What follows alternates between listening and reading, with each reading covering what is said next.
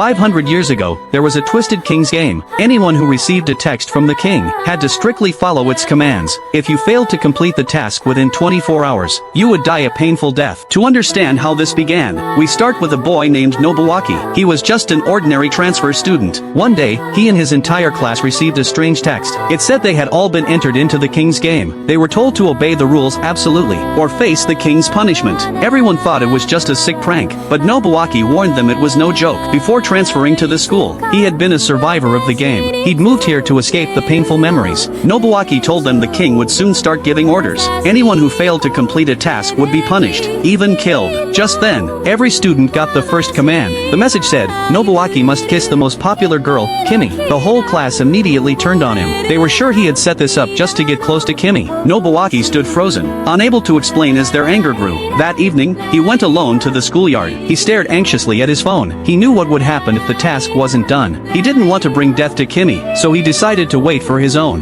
Then, Kimi suddenly appeared. She confessed her feelings for him, but Nobuaki had already accepted his fate. He wanted his death to be a warning to the others, so he coldly rejected her. Instead of leaving, Kimi climbed over the fence. She hugged him tightly. Nobuaki stood there, stunned. When he finally checked his phone, he saw the words, "Command obeyed." They had completed the task with 1 minute to spare. Soon, more commands arrived. Each one was more twisted and violent than the last. The final order that night, no one was allowed to sleep. Nobuaki panicked. He told Kimi they had to call everyone now. But before they could, a new message came through. Students who had fallen asleep would hang themselves. Nobuaki asked for a classmate's address, and ran there as fast as he could. The boy's father thought Nobuaki was crazy, but when Nobuaki burst into the room, he saw the boy trying to hang himself. Nobuaki managed to save him just in time. He told the family to call an ambulance, then rushed to the next house. While he was running, more messages came and more students were being punished. Luckily, Kimi had gathered the rest of the class together, but when Nobuaki arrived, out of breath, their anger had reached its peak. A student named Jake stepped forward. He blamed Nobuaki for everything.